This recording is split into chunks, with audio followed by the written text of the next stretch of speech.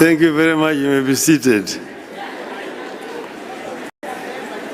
The Chair of the Council of Governors, Governor Anne Waiguru, the Deputy, other governors who are here present today, all protocols observed, ladies and gentlemen, hamjambo. Hamjambo tena. Hey, I feel very, very delighted and intimidated for you here today. I am happy to come. I was invited to come, and I was reminded that this is the 8th of the summit that we're holding.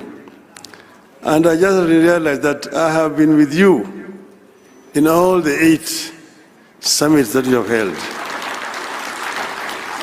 So I was very happy to come again here today.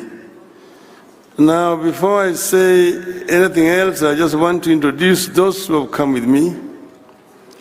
2 you have already been introduced. Your immediate former chairman, Governor Wycliffe Ambassador of Paranya, former Governor Kakamega, Governor Mwangi Wairia, but I'm also here with the former Minister for Defense, the leader of DNA Party, Honorable Eugene Wamalwa. I'm also here with the chairman of Roots Party, Professor George Wajakoya.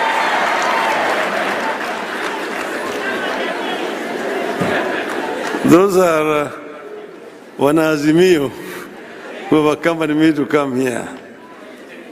We are all very delighted.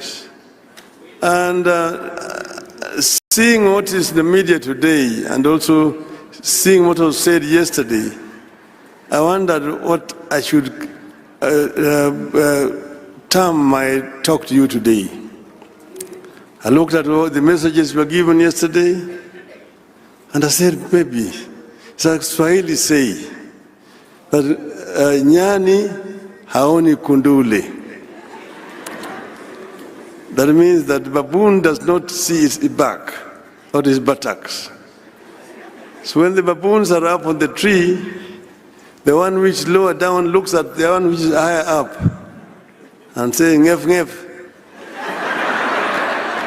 And laughs at the other one, saying that his buttocks are red. And he does not know that his buttocks are also red. This is what I saw yesterday. And maybe when I talk, you would realize what I mean. It is a pleasure to be here with you today to celebrate a decade of devolution. I want to take this early opportunity to commend the Council of Governors. You have been able to find a way around our sometimes toxic and divisive politics.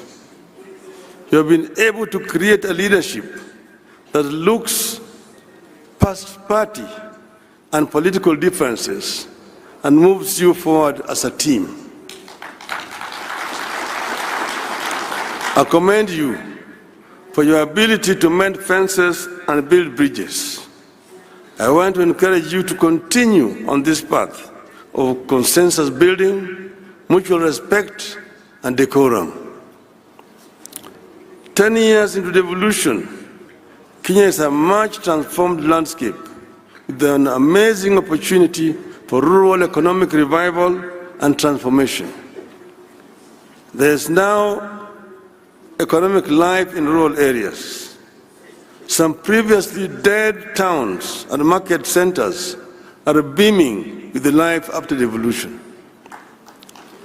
The prospect of Kenyans taking charge of their destiny and driving their own development is alive today because of devolution. A new middle class, whose members have not stepped into any major city in Kenya, is rising in the villages across Kenya, thanks to devolution. Devolution's success is a success story. It's a testimony to what we can achieve as a nation when we decide to pursue big dreams, no matter how daunting the obstacles may seem. As a country, we must congratulate ourselves for having endorsed devolution 13 years ago. And we must always remember it was not an easy victory. When we first unveiled devolution as a campaign platform in 2007 election, the proponents, including yours truly, were vilified and accused of planning to break Kenya up. We stood our ground and pushed devolution into every political conversation in Kenya, and we won. I am aware that even today, as you try to imagine and dream how best devolution can deliver more for our people, as you try to test and stretch the limits of devolution, you face skepticism and fears that you may be wrong and that it might destroy your political careers. My advice is that you dream on and soldier on. And I know that anybody who decides to go and run as a governor is himself already convinced that devolution can work. And I encourage you to remember the words of President Franklin Roosevelt. I quote, "The only limit to our realization of tomorrow will be our doubts of today. Let us move forward with a strong and active faith," unquote. Devolution continues to have doubters, but devolution can no longer be a loser without the nation losing. Excellencies, at this forum, I have the warm feeling of a person among friends who think alike and have the same goals and aspirations. As far as devolution goes, my aspirations and those of the governors are aligned. We may have differed here and there about the management of our affairs at both the national and county levels. But when it comes to devolution, I believe our differences are only as to the method of attaining a goal.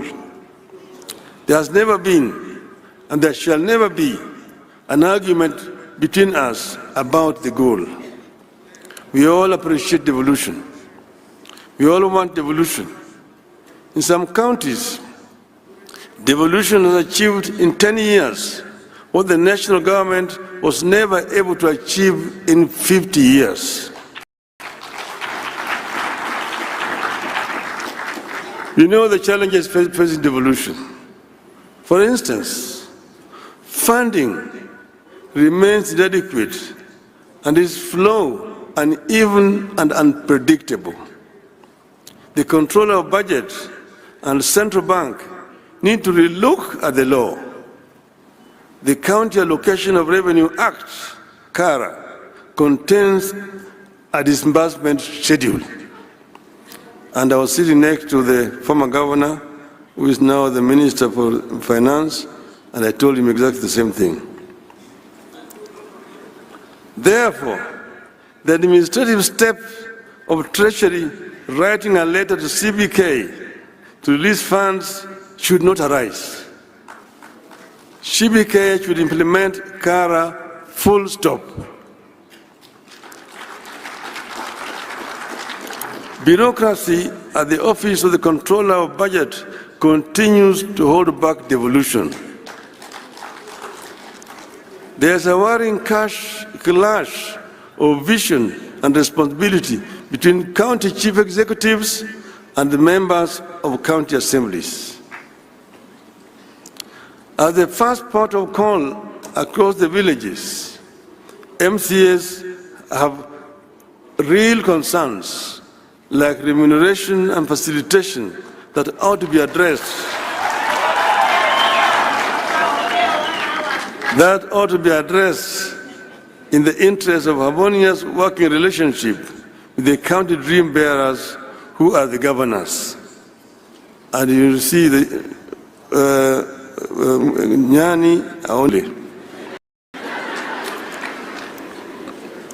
Across the 47 counties, the wage bill has become uncontrollable and continues to eat into what should go into the development. Even more worrying is the continuing duplication of functions.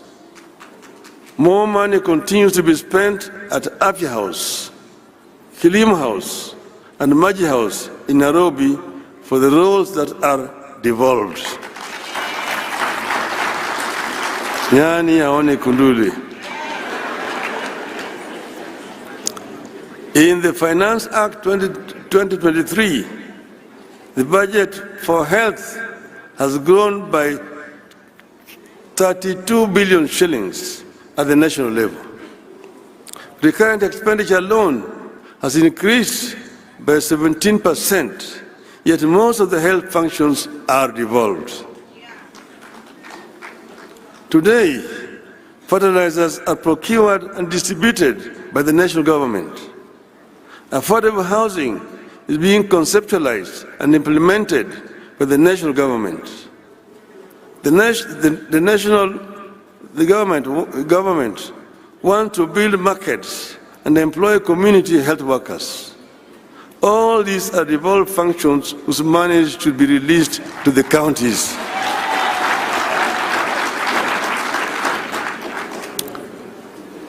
Ten years into devolution, this tug of war between the counties and the national government needs to come to an end. In this tug of war, the Commission of Revenue Allocation continues to be ignored, making revenue sharing between national and county governments and among counties uneven and more political than professional. Nyani aone kuduli. As we castigate the national government, let us worry over devolved corruption. Oversight seems concentrated at the national level, while the graft stalks devolution at every turn. The interplay between oversight institutions like the county assemblies, Auditor General, the Senate, and the investigative and prosecutorial arms is weak, and the institutions not working together.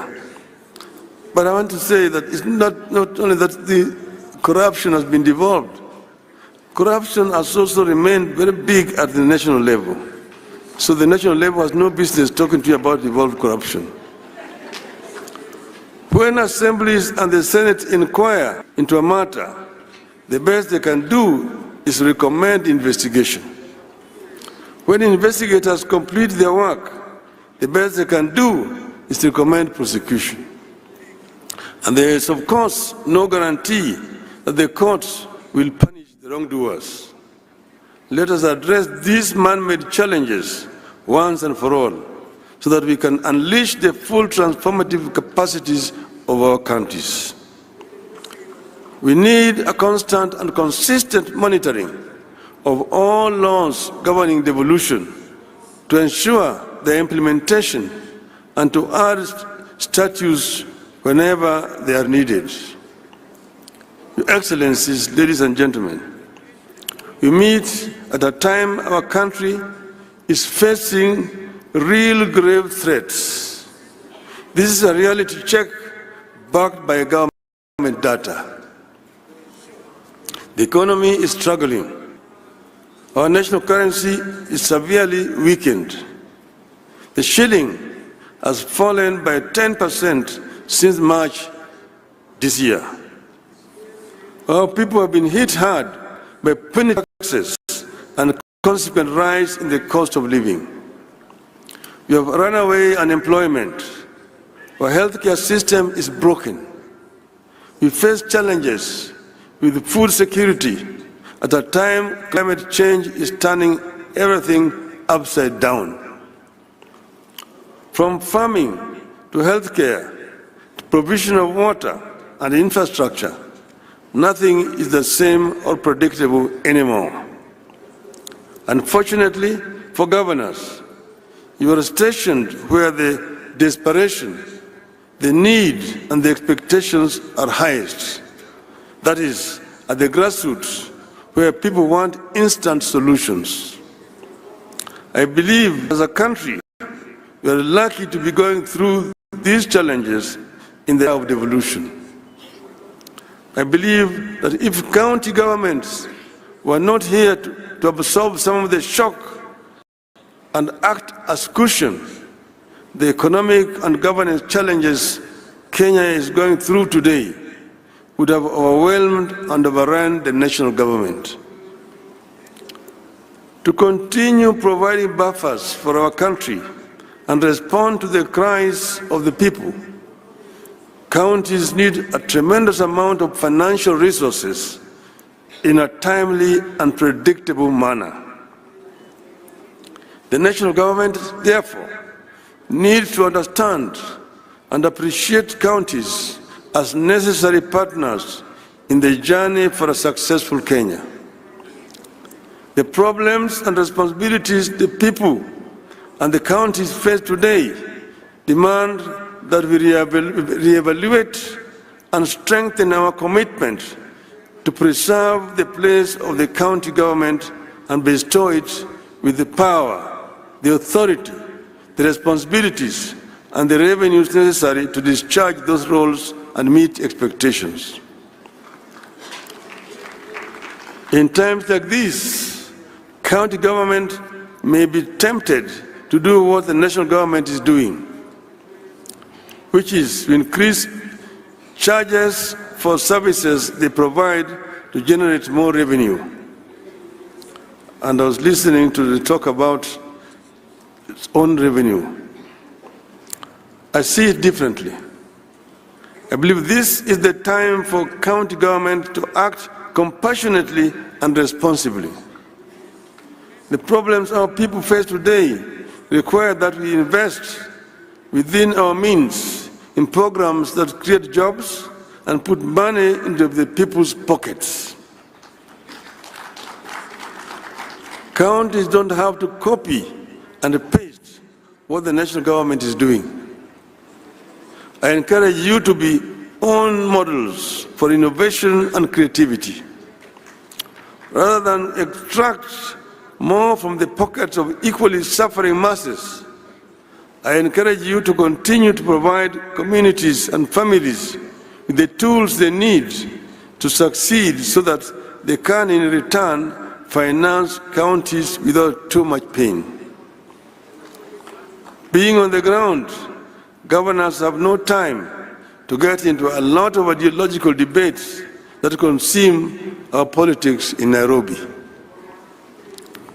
Counties should have no time for merely making commitments and announcements.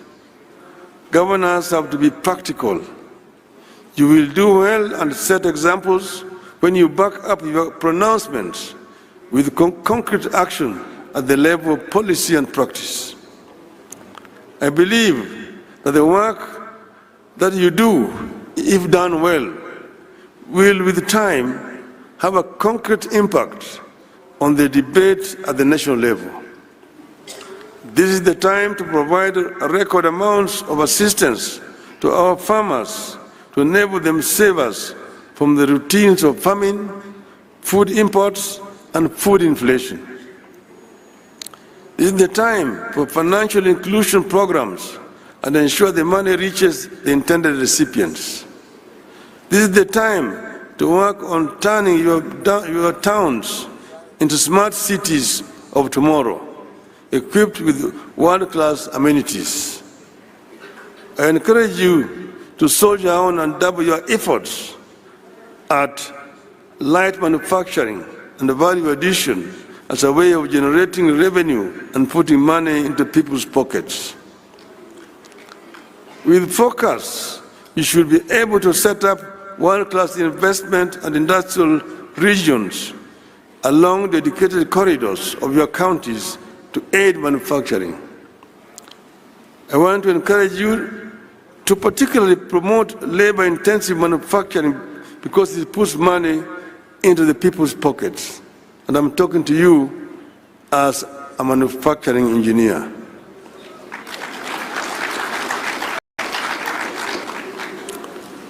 Put focus on building infrastructure, including roads, and water and farm irrigation. This will yield returns.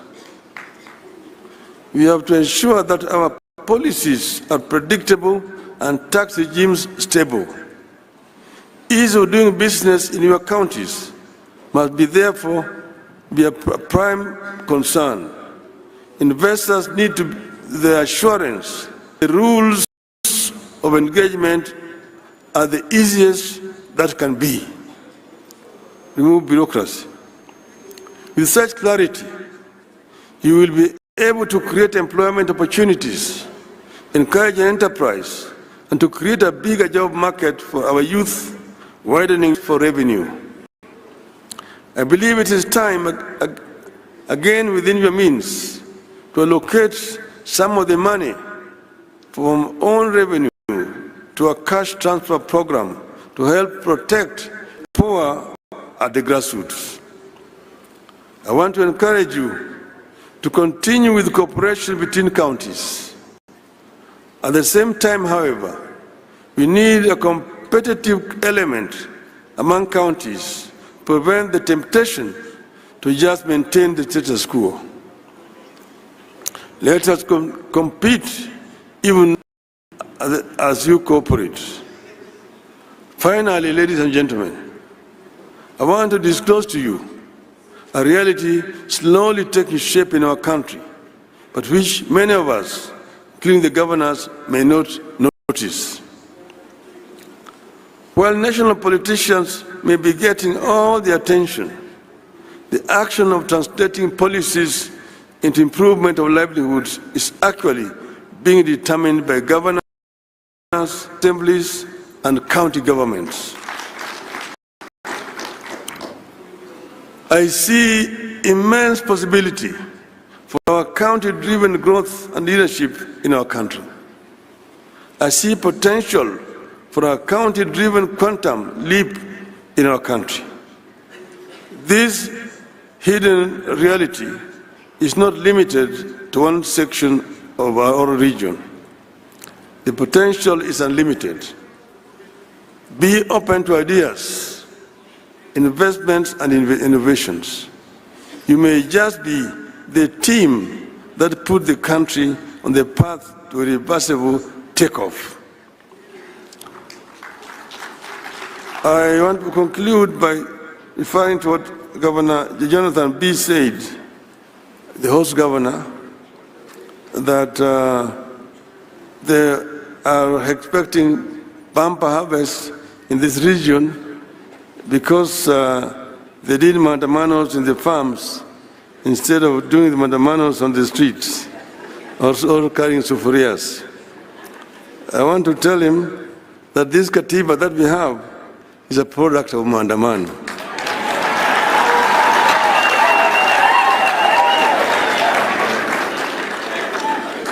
And I also want to remind that if mandamano can help families whose children were cheated or money being taken to Finland, there's nothing wrong with mandamano.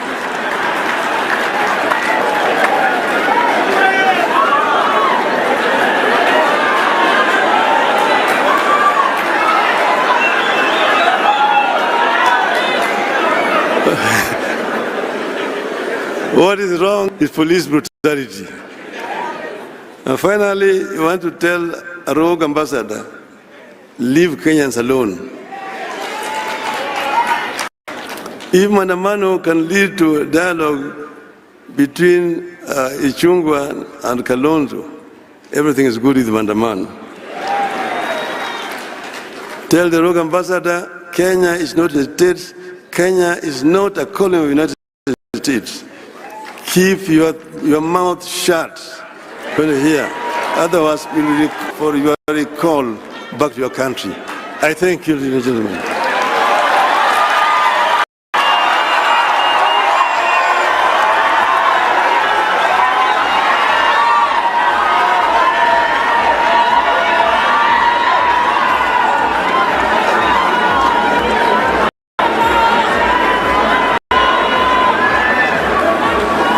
Thank you very much.